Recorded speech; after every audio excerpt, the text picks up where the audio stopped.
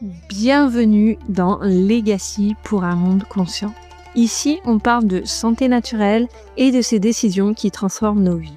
Je suis Yasmine et j'accompagne les femmes à reprendre le pouvoir sur leur santé et leur vie grâce à des solutions naturelles.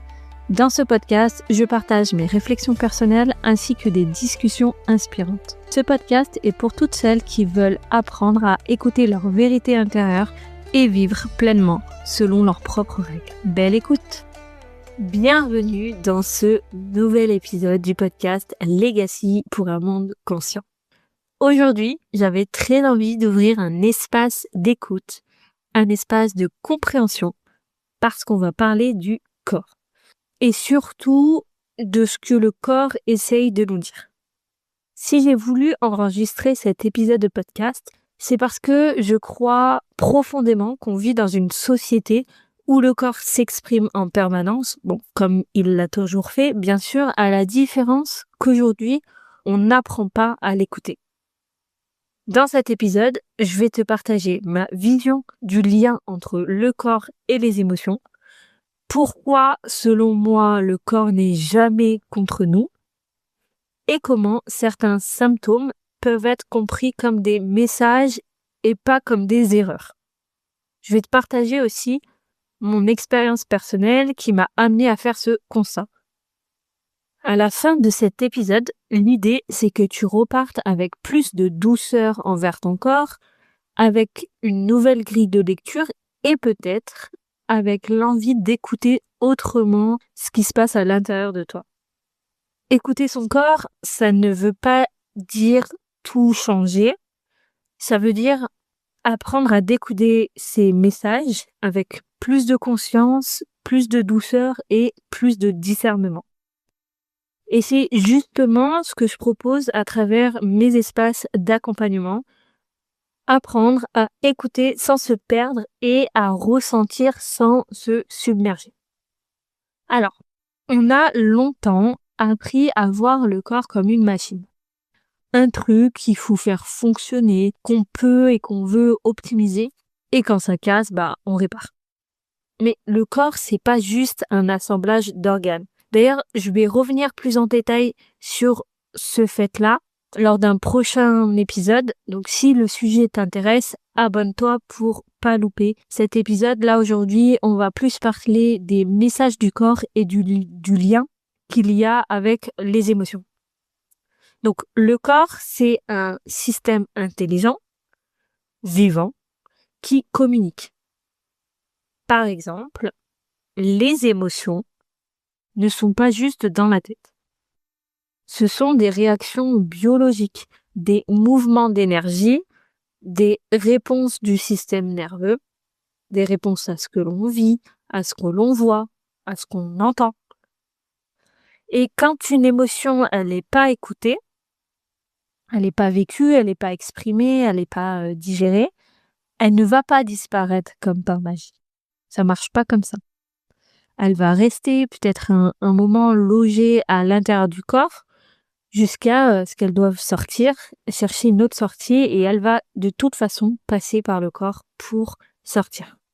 J'aime bien utiliser cette image du corps comme un tableau de bord. Si tu as écouté le dernier épisode, j'en parle aussi en disant que c'est pas une super meilleure métaphore, mais c'est ce qui me vient.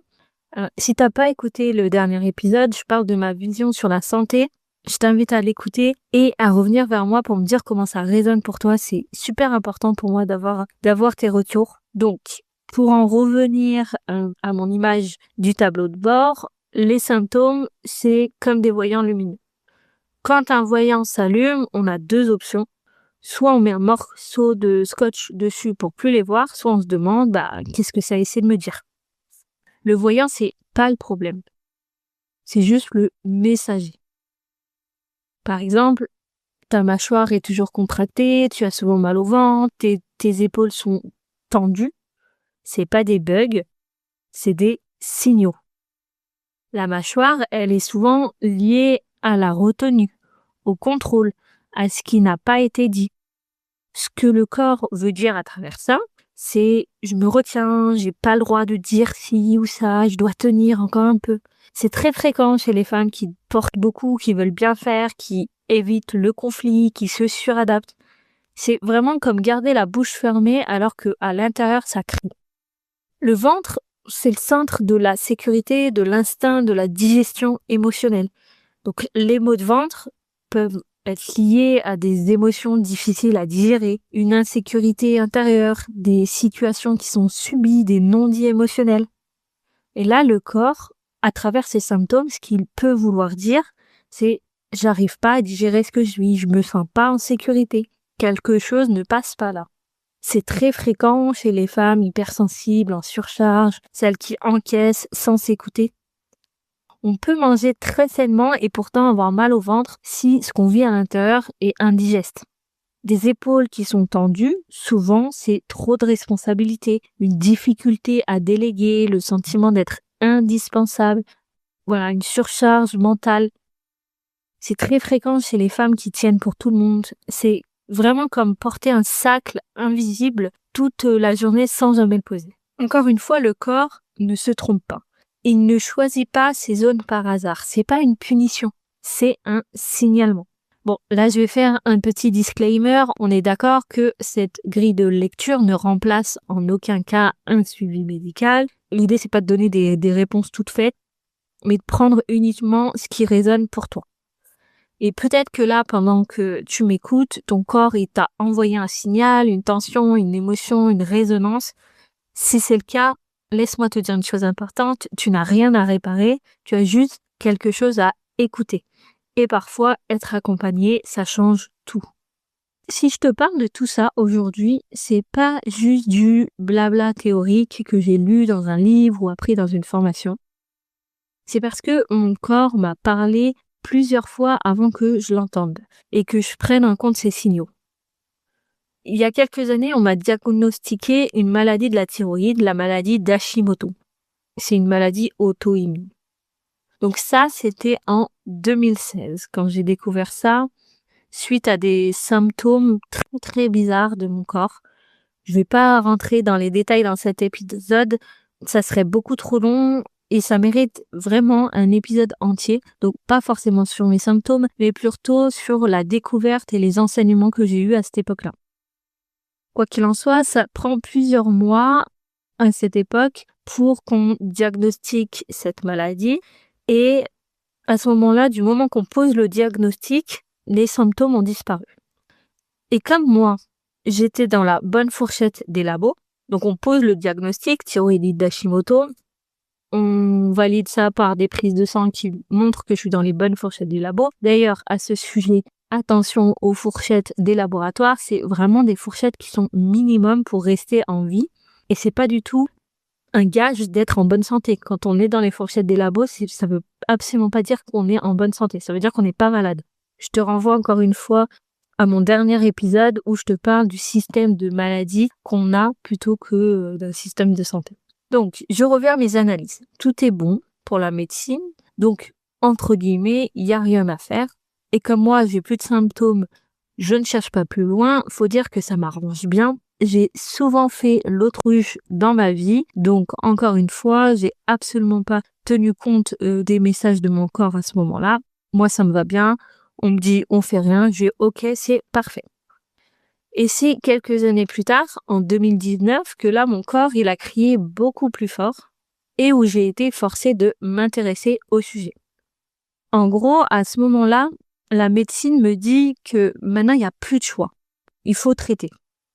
Là, cette maladie-là, la thyroïdite d'Hashimoto, ça devient problématique. Les taux ne sont pas bons. Donc, il faut traiter.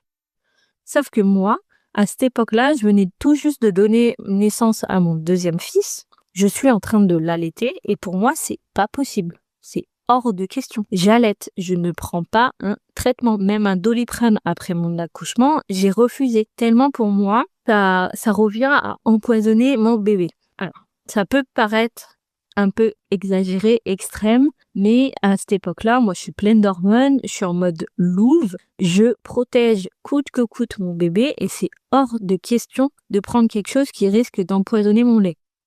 Et en plus de ça, à cette époque, il y a un procès qui est en cours sur la formulation du traitement en question là qu'on veut me donner. Des plaintes par rapport au fait qu'elle serait qu'elle serait cause de dépression extrême menant à des grosses dépressions qui mènent à des suicides, des trucs glauques comme ça. Bref, il y a plein de choses qui me disent de pas y aller. Et à ce moment-là, moi, j'écoute mon corps. Je l'écoute et donc j'y vais pas. Et c'est marrant ou pas, mais c'est quelques mois plus tard qu'on a connu une crise un peu mondiale avec le Coco Circus et compagnie. Et là, encore une fois, j'ai refusé quelque chose qu'on me demandait. Donc voilà, l'histoire a dit que ça recommence. Je pourrais faire d'ailleurs un épisode sur cette période qu'on a vécue parce qu'il y a vraiment plein de choses très intéressantes qui se sont passées à ce moment-là. Donc dites-moi si vous voulez, si tu veux un épisode sur le Coco Circus et compagnie parce que ça pourrait faire l'objet de quelque chose d'intéressant. Bref, je reviens en 2019.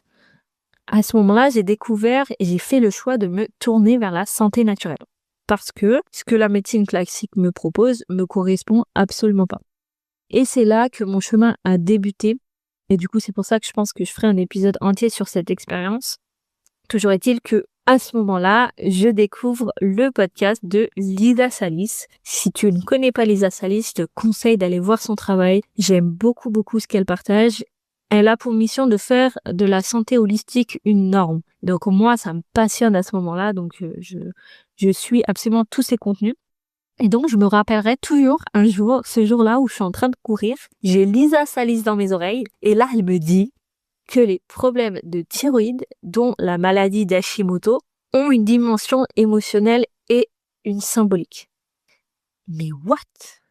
Vraiment, ça m'a fait effet d'un électrochoc. Je me suis dit, mais c'est quoi cette histoire? Les maladies ont une racine émotionnelle. Mes émotions ont un rapport avec ma santé, ou plutôt ma maladie dans ce cas-là. Et pourquoi j'ai jamais entendu parler de ça? Vraiment, je comprends pas.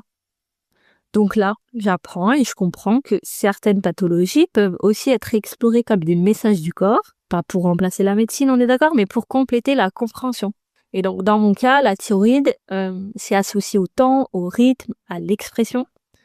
La thyroïde, c'est le chef d'orchestre du corps, c'est celle qui donne le tempo. Quand il y a un stress constant, quand les émotions sont refoulées, quand on vit en décalage avec son rythme profond, le chef d'orchestre s'épuise. Le corps ralentit, pas pour punir, mais pour protéger.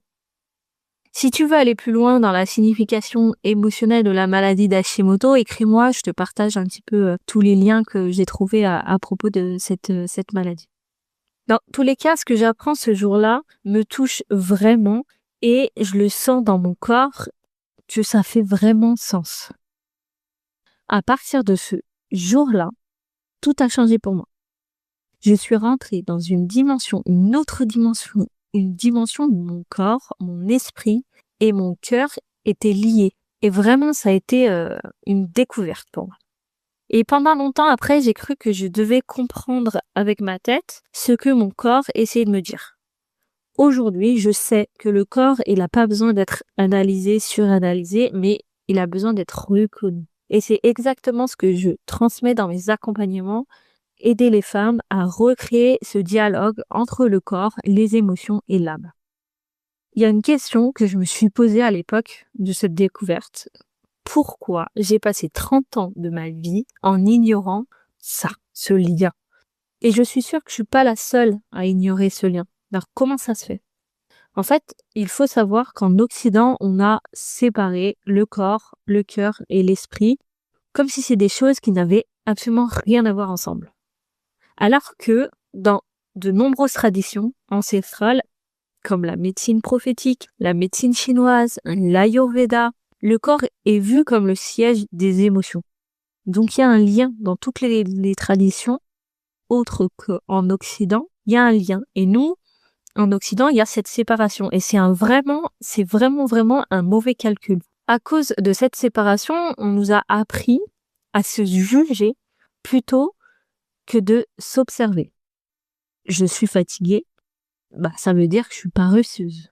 Je stresse tout le temps, ça veut dire que je suis faible.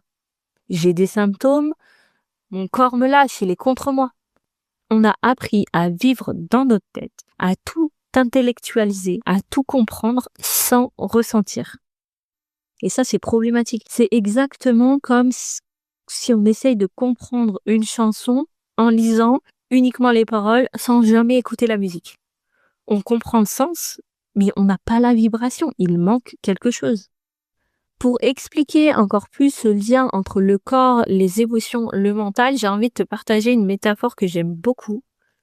C'est une métaphore qui est proposée par Michel Odoul, qui vient de Lorient. Pas Michel Odoul, hein, mais la métaphore dont il parle, et qui est très représentative selon moi. Il explique ce concept dans son livre « Dis-moi où tu as mal, je te dirai pourquoi », que je t'invite fortement à lire si le sujet t'intéresse. Donc, il nous parle de la métaphore de la calèche.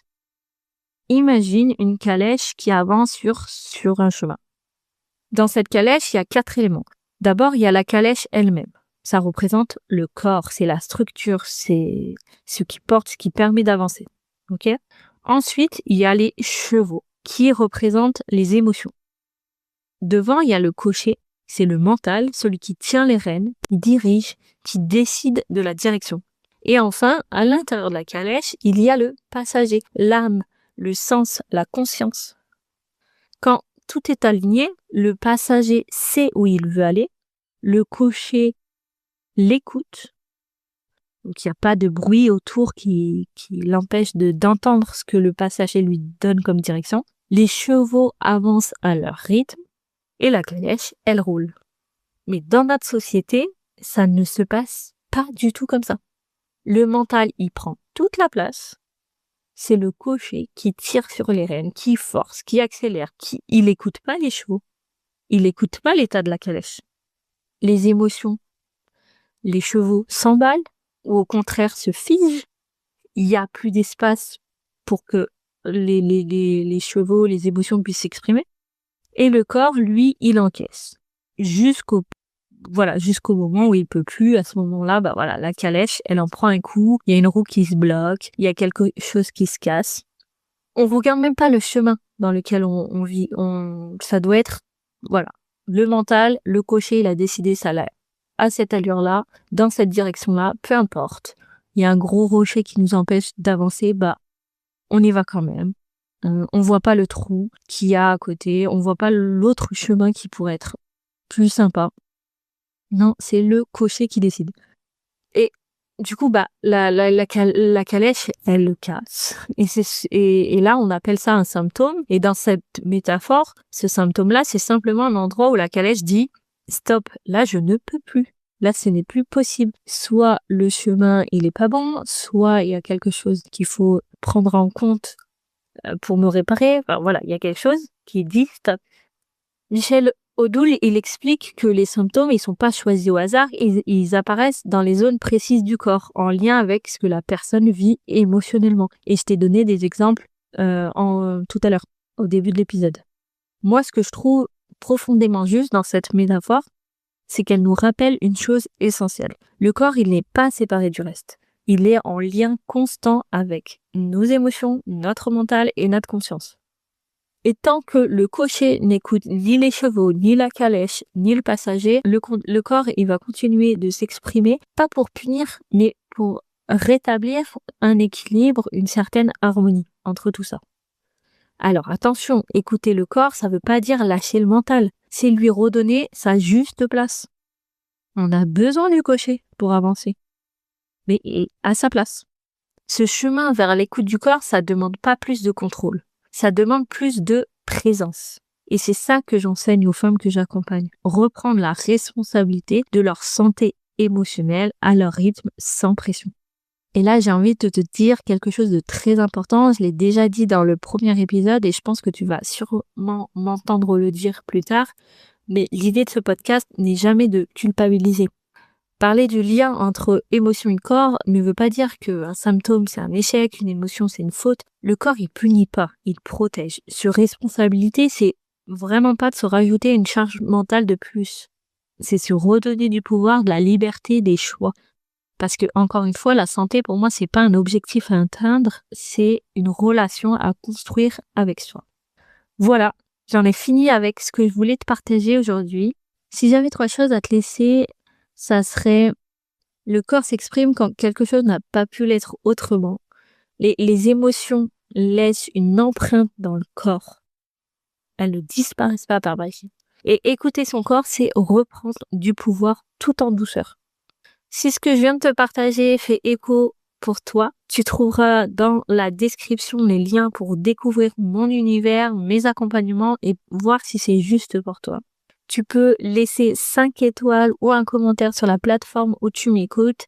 Je te remercie pour ça, c'est vraiment ce qui permet à ce podcast d'exister et de toucher d'autres personnes. Viens me dire aussi sur Instagram @yasmine.k.naya le déclic que tu as eu en écoutant ce podcast. Encore une fois, je serais ravie d'échanger avec toi sur ce sujet. Merci d'avoir été là, merci de t'être écouté, merci pour ton écoute de Legacy pour un monde conscient. Ici, on apprend à écouter son corps et à jouer selon ses propres règles en conscience. À bientôt!